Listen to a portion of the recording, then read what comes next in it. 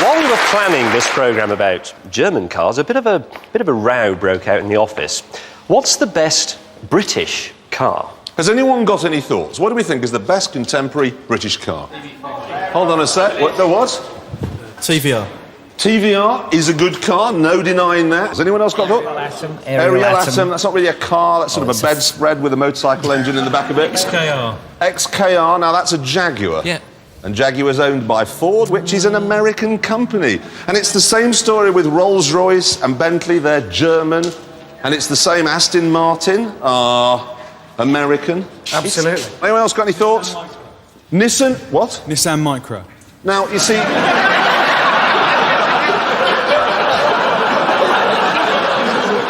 The Nissan Micra comes in boxes from Japan and they put one screw in it in a place called the Northeast and then call it British. It isn't. It's not as easy as you might think, so obviously we had to get out on the track if ever we were going to sort this one out.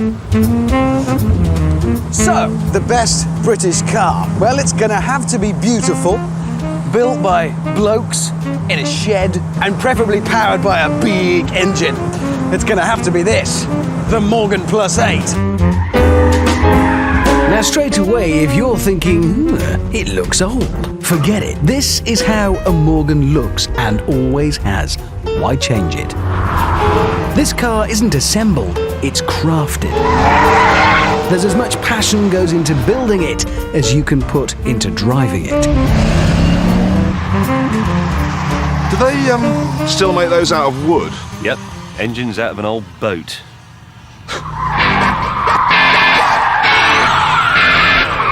You've got to get past thinking, ooh, it's old-fashioned. It's made from wood, because wood is the best thing to make it from. Suspension is there to do one thing and one thing only, keep the wheels on the ground. And that bit of flex in the chassis helps you do exactly that. Oh, and then it gets bumpy sometimes and it just, come on.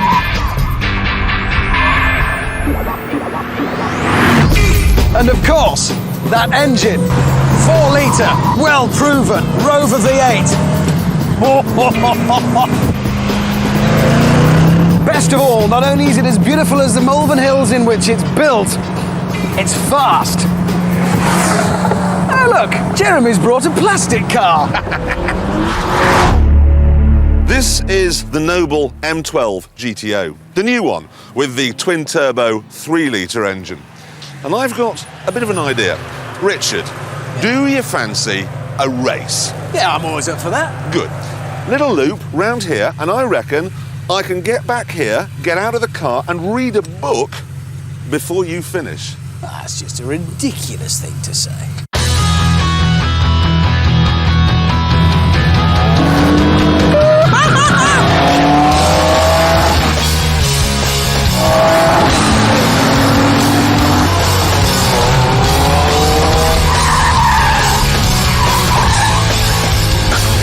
What's that speck in my rearview mirror? Why, it's the Morgan.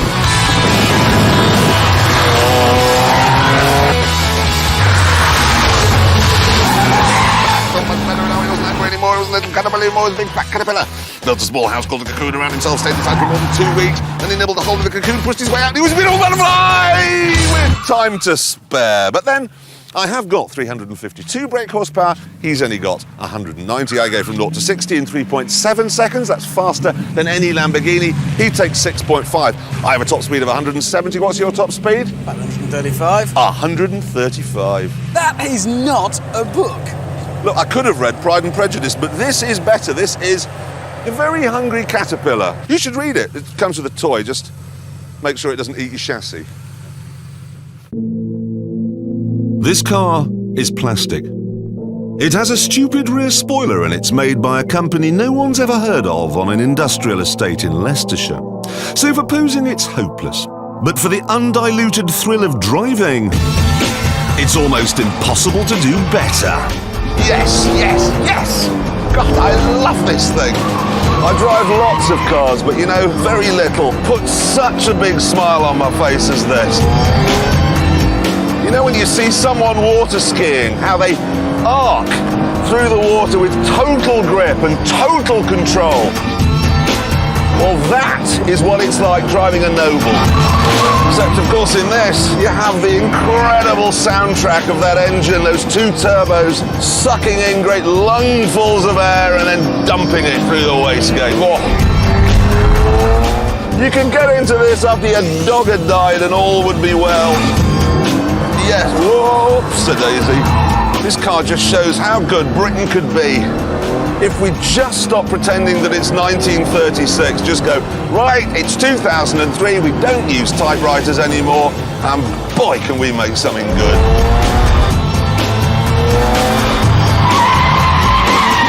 And yet, despite this precision and this handling genius, it's comfortable. I've got air conditioning, I've got a stereo, I've got lots of space, it's nicely trimmed, there are leather seats. I mean, what more could you want? He misses the point. He's reduced the whole thing to a mathematical equation. That's not a car, it's a calculator. They've brought the wrong cars. Actually, you know what? I think they've brought the wrong type of car. I'm not denying that Britain makes good sports cars, but the best British car is actually a comfortable saloon. Let me explain. This Rover 75 might look as if it came out of the 1950s, but in many ways it's the right car for modern Britain. Now, I'm a big fan of modern Britain, but let's think about what it means to the motorists. It's sleeping policemen, gatzos, congestion, broken up road surfaces, all that sort of stuff. Stress. Now, when you're faced with that, what do you want? 0 to 60 in 5, 4, 3 seconds? Louvres on your bonnet? I don't think so. You want peace. That's what the Rover gives you, peace.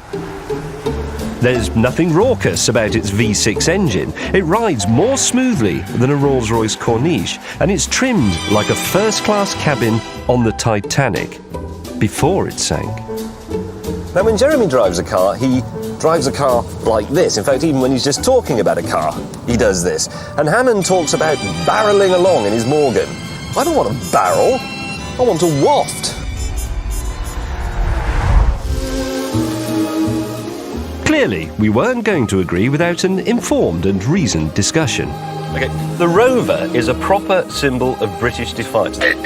Awful The places. reason why Britain has no car industry anymore, why all the names are gone, is because we live in the past. We used to be a great country. Now, look. Noble has come along and said, we are now in the 21st century, let's build a car to beat the world. No, I could build your car. I couldn't build a Morgan. You'd have to You go- could, you carved couldn't. that. You A need chisel. It's craftsman built, not some spotty teenager with a rivet gun. Now, the problem with the Morgan is it's just a car that they forgot to stop making in the 40s. No, that's okay? entirely wrong. Okay, the problem with the Noble is There isn't the one. engine's in the wrong place. You will admit this is a beautiful car. No, It's all right. I wouldn't admit that. It's a toy, it's not a car. Exactly. We still couldn't agree, so we thought we'd try each other's cars. Pathetic horn. I mean, listen to that. Get out of the way. Yeah, you tuck your pension book in that little strap thing there.